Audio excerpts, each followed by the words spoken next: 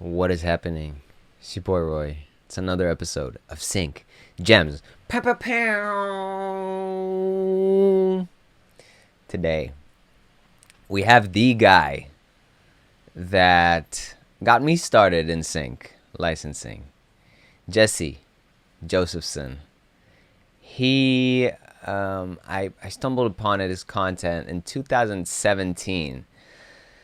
That was yeah, I think he already had a solid community at that time. He has had tens, I think he's reached 10,000 placements. He has a lot of placements by himself, and we just get into it today.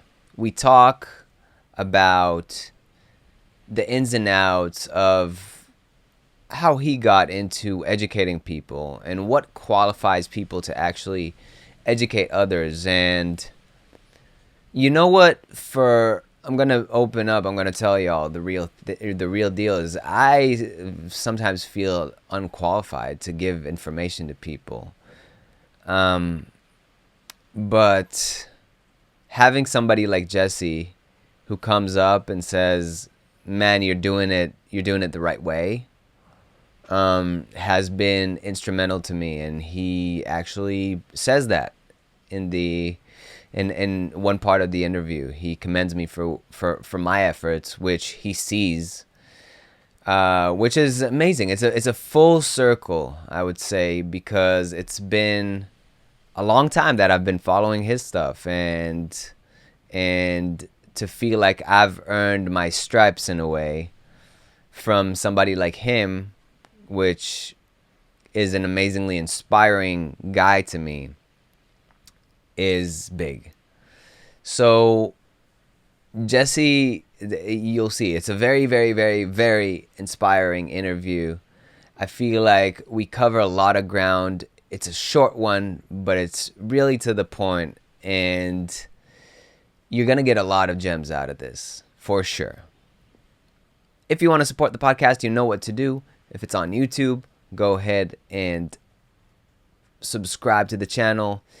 If it's on Spotify, Apple, whatever, rate the podcast and also follow it. These two things, go do them now, because it really helps the podcast grow. It helps me grow. It helps to see that you guys, that the audience is growing, which helps me get on other podcasts and also bring on new guests. So make sure to do that.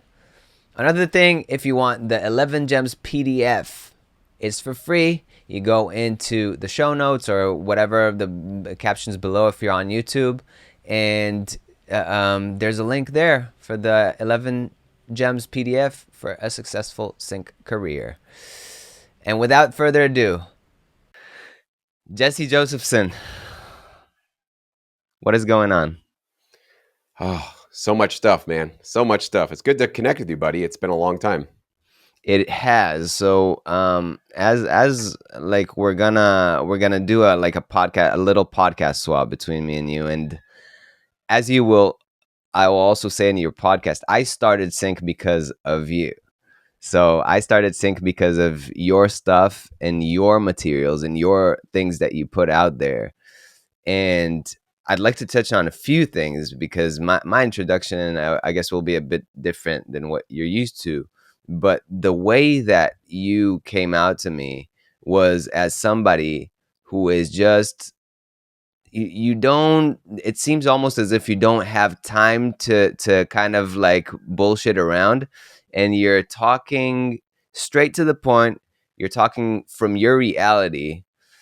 And something that I just thought about this morning, there was a time, like, I don't remember how many years ago, where you even like showed your statements, and it was like it to me, the amount of stuff that you're putting out there is way more than I guess I would share. But it touches so many people, because I remember being a part of your community for quite a while. By the way, shout outs to that has been amazing.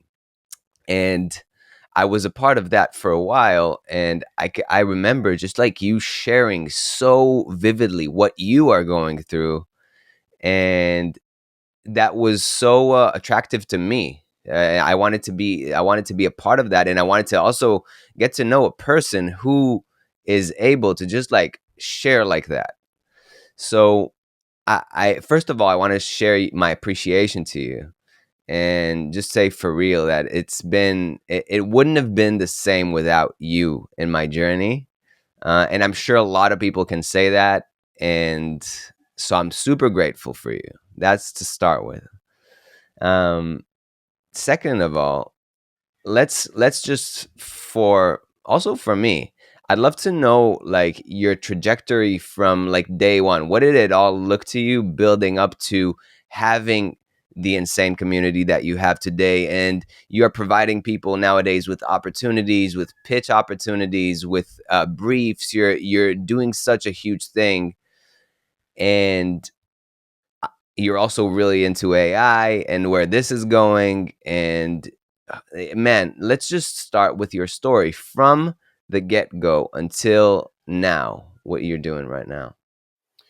Well, it's a big, long story. I'll try to give you the TLDR.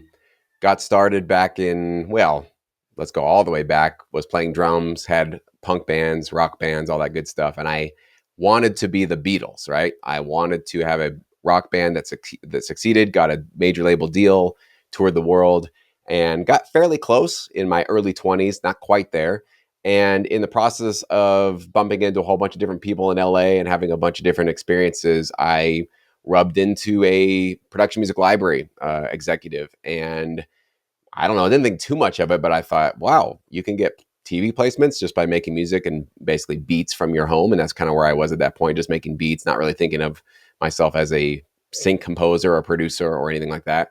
And sort of just got a real rough start at it. Tried to throw this library owner a couple of tracks. He was like, yeah, it's okay. You gotta, change this, that, change this. He helped me out a lot by giving me a lot of, plugins and samples and things that I couldn't afford at the time. I was just completely broke. And yeah, as the time went on, as years went on, I started to get more contracts and checks from him. And I wasn't getting a lot of placements, but it was like, little consideration fees, $500 here, another contract for another album. And meanwhile, I have this band and I'm like, are we going to become the next Linkin Park or Fall Out Boy? That's what we thought we were going to be. And no, we weren't. And I wasn't making any money on that side of things. I was just getting exhausted and frustrated. But this little sync thing was just contracts, checks, contracts, checks, contracts, checks. I'm like, the universe and the market is really telling me this is my path of least resistance. Somebody over here is actually valuing what I'm doing. They're actually putting money in my pocket and they're getting my music distributed out to these clients. I might not have had any placements yet, but I see a path to get placements and at least I'm out there over here. So that was just the obvious decision I made pretty early on to just sort of double down on sync because I was seeing the results fairly quickly. Not the placements, but at least some money and definitely contracts and forward momentum. Fast forward, it was about 8 years in, and I was hitting multiple walls. If you obviously you in your journey, I'm sure you hit walls, right? Creative walls, or like just not in love with the business, not in love with how long it takes. You're definitely not in love with the disappointing or lack of royalties, lack of placements, and getting rejected by briefs and non-replies from libraries. There's a lot to complain about this industry. And so I was hitting these walls consistently. And I think towards the 8 year mark, they were coming like month after month. I would get through one only about a week later to just go, what am I don't want to do this anymore. I was just running out of steam. I had nothing in my engine, essentially, nothing in my tank left. So I really kind of walked away a bit from the business, really slowed down, wasn't really making much sync music. And I just did almost anything else I could do other than sync to make money. I started doing eBay. I started just selling stuff on eBay. I sold stuff on Craigslist. I would try to find things that I could buy from one seller and basically sell it as a little profit to other people on the internet. I mean, I was literally just doing anything I could to try to start making some income and not think about sync or music anymore because I was just sick of it all. And then I had a mentor at the time. Some of the day job work that I had still going on was somebody that was I shot some video footage for her seminars, and she basically taught people how to run online businesses. And I had no experience with that, but because I was filming her seminars, some of it was seeping into my mind subconsciously. And she said, Jesse, that music stuff you do with that TV placement thing, you should really do an online course. You should really like tell other people about that online. I think people would really want to learn about what you're doing. It's really cool how you get to just do this from your home studio. And I was like, Maybe, I don't know. I'm not into, going online and starting a YouTube channel or selling an online course. I don't know. It's not really for me. And eventually what clicked, and I don't remember exactly how it happened, but the realization hit me that it could be beneficial for my career as well, for my creativity, for my music, to start to build a community around myself and not just be so isolated. And it started to really dawn on me that I had been isolated for a long time. I had moved out to Las Vegas. I had been out there for a couple of years, met a couple of friends, through other situations, but really had let go of a lot of my close network in LA. All the musicians and producers that I had been swimming around with for all those years, I'd kind of let them all go, and I was really by myself for a long time in Vegas. And you know how it is, you're working from your home studio anyways, you're already isolated. So I'm isolated at work and I'm isolated socially. And I realized that's kind of something that's been missing in my life for the last couple of years, is other musicians, other producers that want to do sync, that are interested in sync, that are going through the same struggles as I am. So that became my big motivator of like, what if I just launch this thing and not worry so much about, is it going to work? Are people going to like it? But just really put out the information to try to gather interesting people and motivated, positive, solution oriented people around me. And, many different twists and turns and different approaches and different things. But eventually it worked. People kind of gravitated to what I was saying. As you said, I have a kind of a BS detector in my mind, and I notice a lot of people, especially in the music industry and especially in the sync business, know how to BS other people really, really, really well. And I hate it. Mm. And I've been BS so many times in my career from various companies, various offerings out there, and I don't like it. And I feel like I got taken advantage of many times in my career, even in the sync industry, from people that were hyping it up, but not being real about the real challenges of it. And so I wanted to be different. And I wanted to make sure that if you found out about sync through me, as it sounds like you did, you knew from day one how small those royalties can be. And as you pointed out, some of them are fractions of a penny. How amazing parts of the business are, but also how hard it can be. Running into those writer's block, feeling isolated, playing the long game of waiting for those royalties. It's not an easy journey, and the results don't come quick or easy or fast. So I wanted to make sure that it's exciting. I'm very grateful for it. It set me free from the 9 to 5 work world. It allowed me to create income through my creativity out of my mind. That is just magic to me, that like a creative idea can come right here through your fingertips into your computer, out the other side, coming in as royalties into your bank account. It really is amazing when you see that piping connect in your career.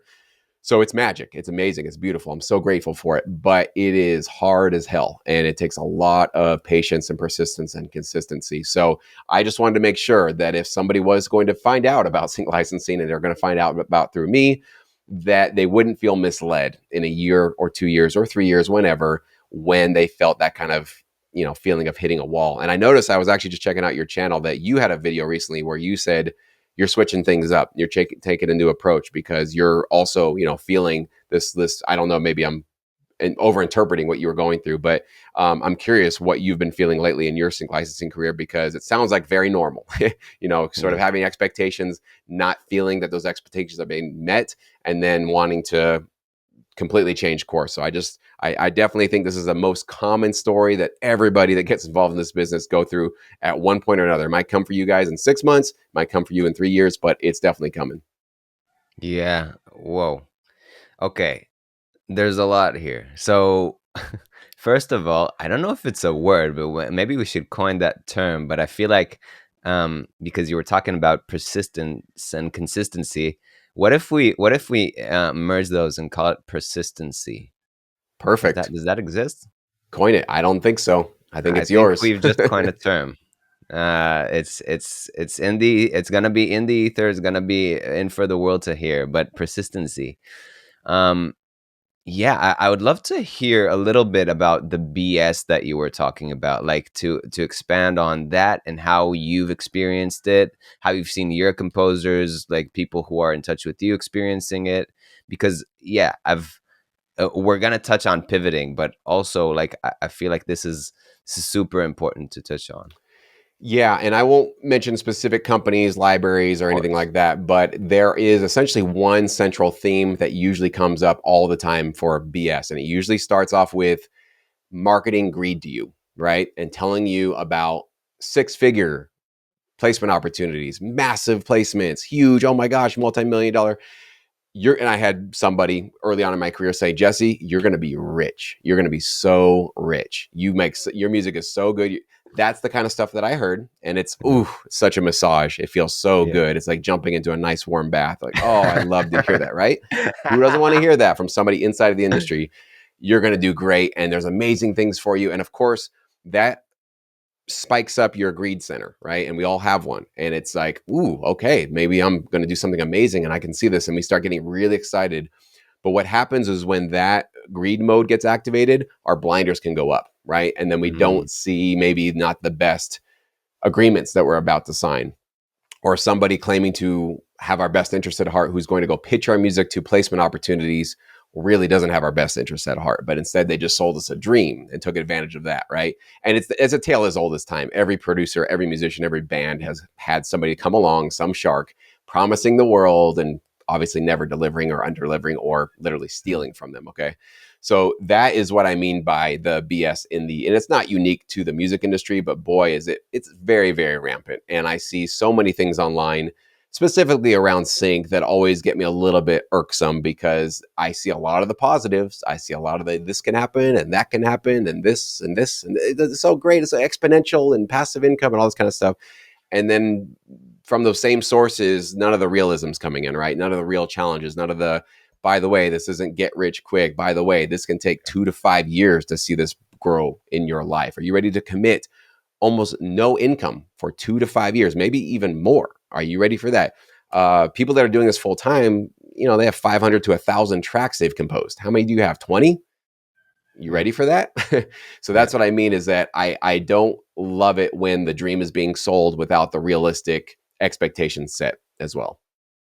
Yeah, 100%. And also, I feel like there's a theme of people coming in and saying, like, you got to make 300 tracks a year, or you got to make 5 tracks a year that are really well polished. Like, there are people in both kind of camps, and there's people who are coming in and saying, oh, like you have to have ownership of your music. I've heard it lately. Like somebody who I won't mention their name was like, you have to have ownership of all your music, and then like I feel like there's too much. There's a lot of hype around people who have a very radical approach, and you see that with politics, right? Like you see that with politics. You see that with everything. You see how marketing works. It's just uh, um, a kind of a concept that is drilled to us through some sort of extreme,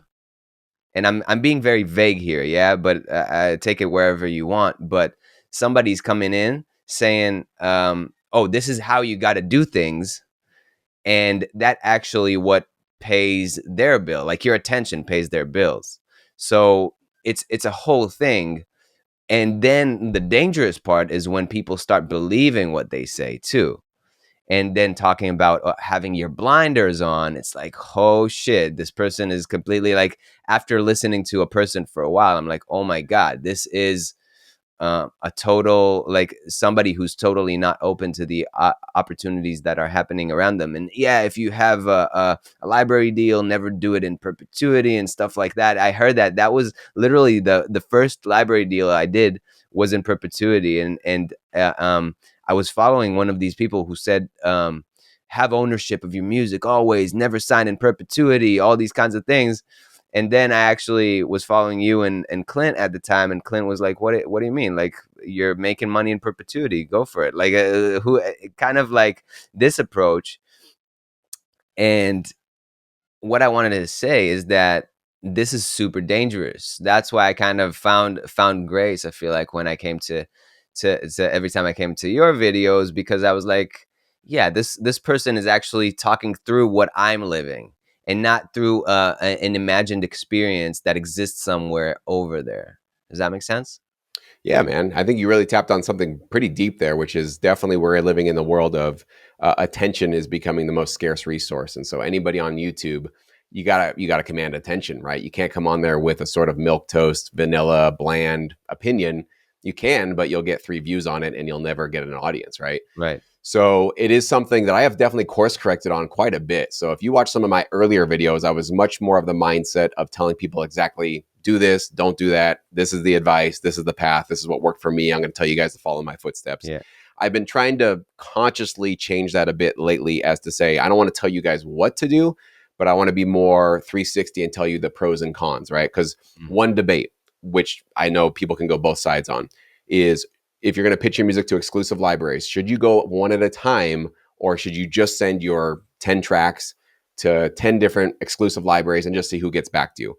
Obviously, sending all of them at the same time, seeing who gets back to you is probably faster, right? Because you have 10 chances of somebody getting back to you within the week. Whereas if you're like, okay, I got to prioritize them, I'm going to go for library A. If they don't get back to me in a week, then B, C, whatever. It takes a lot longer, right? Right.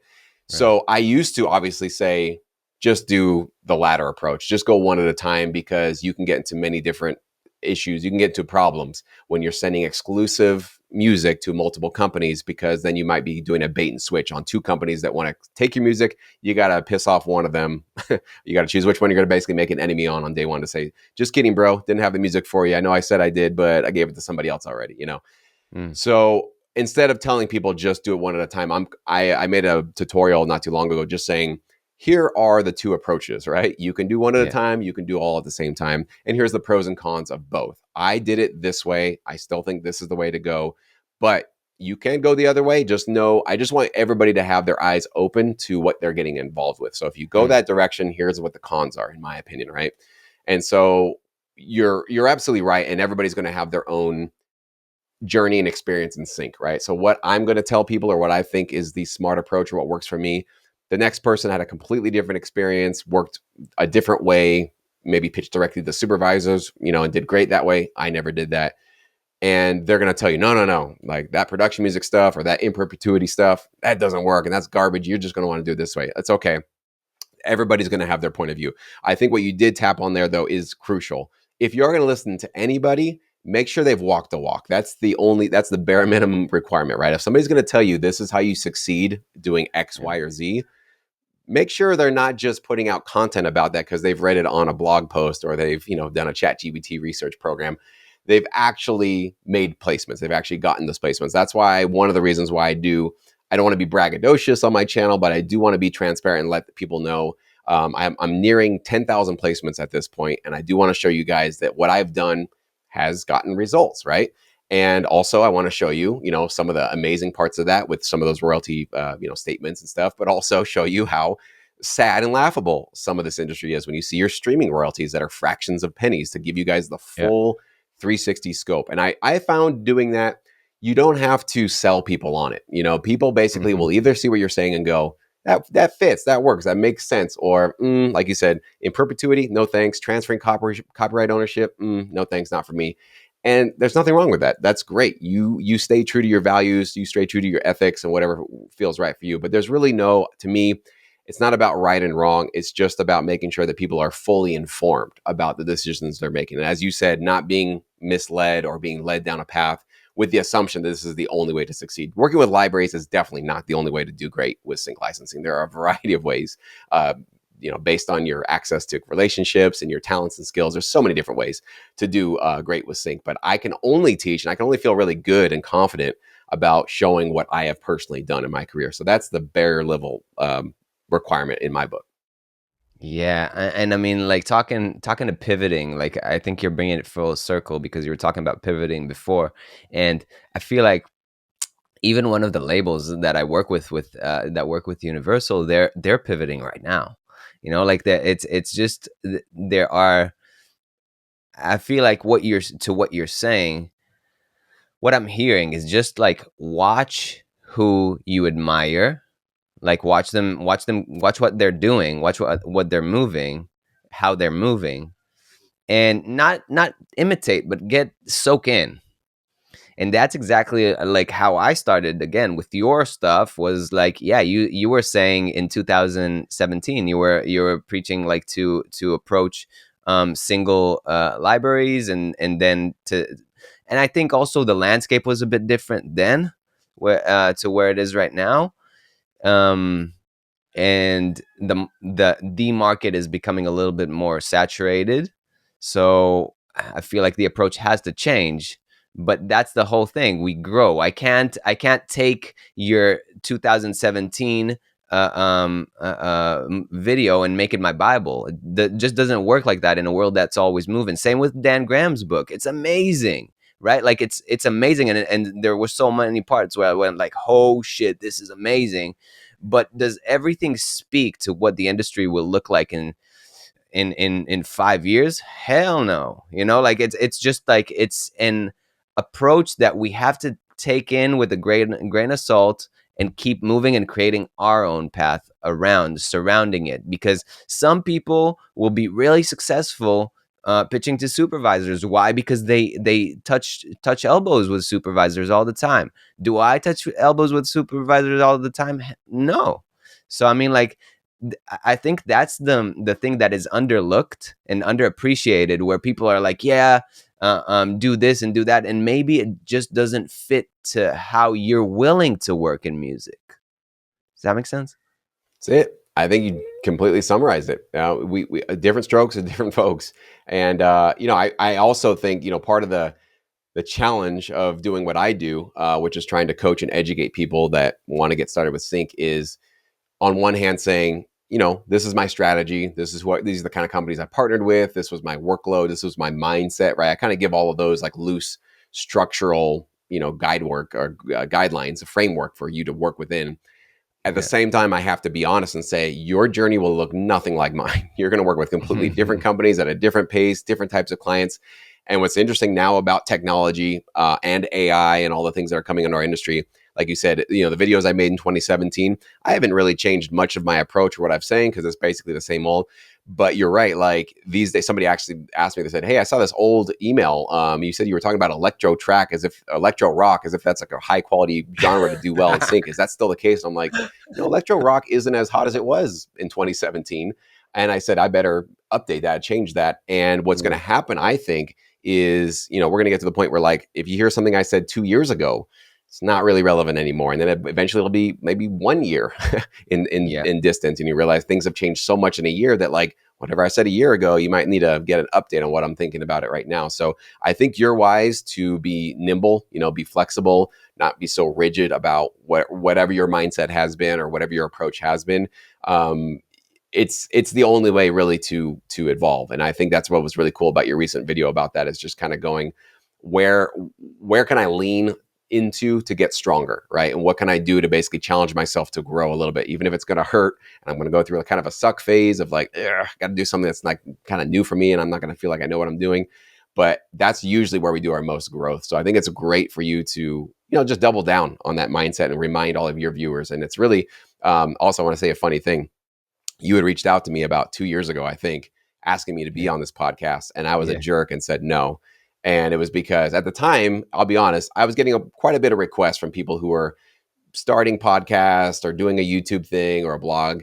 And I was also in the middle of this feeling of like, I see a lot of people talking about sync who don't really know what they're talking about sync. And I just was kind of like, I don't want to talk to anybody. I just want to make my content, and, you know, maybe in the future we can talk again. And sure enough, you stuck with it, man. 100 episodes later. I just want to give you big props and thank you so much for coming back and not completely writing me off, and giving me another shot. And I just think it's really great that you did that, because a lot of people are not going to do 100 episodes. They'll start a podcast. Everybody starts a podcast, but they make it into 5, 10, 20, and it's like, well, okay, whatever. So you've got a great mindset, man, just to consistently show up. And I'm sure many times you did not feel like it. You weren't getting excited about it. It probably hit your different writer's block, doing this Yeah. podcast and stuff. But I just think it's great that you stuck with it for this long. So I hope you keep going with it if you find joy with it. But yeah, and thanks for helping to share this knowledge with everybody. Yeah, man.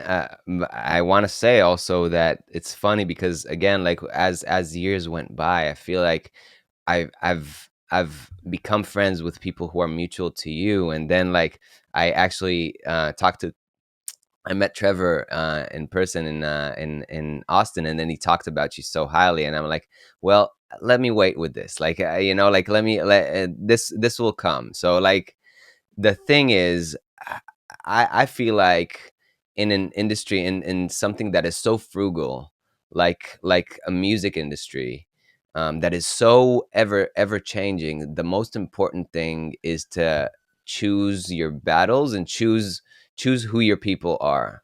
And of course that may change, because there are sometimes where my BS detector doesn't go on, and then somebody goes under it, and then they stick there for a while, and I need to just like switch it up a little bit. But yeah, I feel like every person that I hear speaking about you, they speak about you just like I see you, which is like that's the most important thing about to me about who I surround myself with. So I'm just to be honest, I'm just honored that this full circle came around like this, and that we were able to actually make this happen. And I feel like also me, maybe 2 years wouldn't have been able to create the interview that we're creating right now, because maybe I wasn't mature enough. Maybe my ego was a little bit too much there. Maybe I'm there sure were you were many. great. It was on me. I'm going to take that one. I'm sure you were fine. It's all good. And also it was a podcast in the making, so like you couldn't know what's gonna happen with it, so you're just like maybe another dude that wants to speak to you.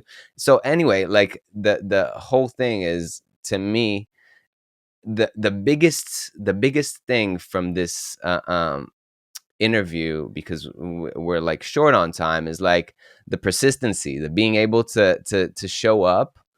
It's just it's so much more seen and appreciated than whatever the AI is doing. That's what I'm telling myself anyway. Like I feel like the heart of it is going to be in human interactions.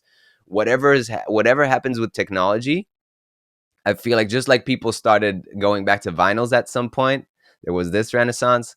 I feel like there's going to be a renaissance in human connection, and that's what we need more than anything. So, if there's something that I would take from these amazing 30 minutes we've had here, is just like this, is the persistency, the being able to show up and show up again, and take a no, and not take it personally. And yeah, so I commend you for that, man. And I appreciate you showing up in the end of the day, just like going, hell yeah, let's do it, bro. Before I want to be respectful of your time. Before we leave, what is maybe one thing that you're really really grateful for these days? Well, the obvious answer is my children. I have two little girls right now, so 2 and 4 years old. And we were talking right before we started recording here that one thing I knew before I had kids was, without having kids, I knew it would be the hardest thing I would ever do in my life, and which is why I waited a long time to have them. I'm 40 years old now, so I'm not ancient, but I'm definitely not young spry chicken anymore. And having kids is harder than the hardest imagination I had about how hard it would be. And so, but what I'm so grateful about them is the fact that they are giving me the exact type of growth that I need, right? One thing, and this really does tie into our sync licensing careers, one thing when you have kids is you realize if you're being an effective, which I'm not always, but I try to be as best as I can. But when you're being an effective parent, you realize that nothing is their fault. Nothing. Not a single thing that your kids can do are their fault. They're 2, they're 4. They're trying to figure out life. They don't have 40 years of experience behind them, right? They don't know all the ins and outs of social dynamics and relationships and understanding their emotional states and when they're hungry, and they don't know any of the stuff. They are brand new to it all. And so when they act out or they misbehave or they fight with each other, when you're at your best, you go, that's my problem. I have to figure out, how do I Mm, respond to this? How do I deal with it? How do I create the peace? How do I do this? As opposed to, why are you kids being such brats? And why can't you, blaming them for being kids, right? And yeah. this really has been very challenging for me, on top of just not sleeping as much as I want to, right? But what ties that into sync is that I find people that do sync full time, or at least they're on their way. It's obvious, you can see that they're on their way by what they're earning and how they're doing, is they take 100% responsibility for their life and for their careers, and nothing is nobody else's fault, right? Library didn't get them, no problem. They didn't get that brief, no big deal. Um, and they never take anything personally. And if they do, they bite their lip. They don't take it out on anybody. They just kind of keep it to themselves and go to the gym, or punch a pillow or something like that. But I find that, and this is, going across the board for most people, that, you were talking about who you want to surround yourself with. Who I want to surround myself with, people with, are people that take ultimate extreme responsibility for their lives, and that everything is their responsibility. Meaning that if something sucks, they want to fix it, or if they can't fix it, they change their mindset to adjust so that they're no longer the victim of it. They just have to move around it. So that's to me what I'm grateful for, is being a parent is challenging me on so many levels, but that challenge is having benefits in all parts of my life, from my music to sync to my educational platforms to my YouTube channel. It is really helping me get out of my comfort zone and take responsibility even more than maybe even I thought I was already taking responsibility, but it turns out I certainly wasn't. So I'm learning a lot for sure. Yeah, I think you summarized it perfectly, and I'm so grateful for you. I know we'll do a round two sometime. Maybe we'll even meet in person when I come to the States. Um, but I'm so grateful for you coming on, and yeah, just sharing who you are with the world. I'm super grateful for you, man. Appreciate it, buddy. Thanks for the time, man.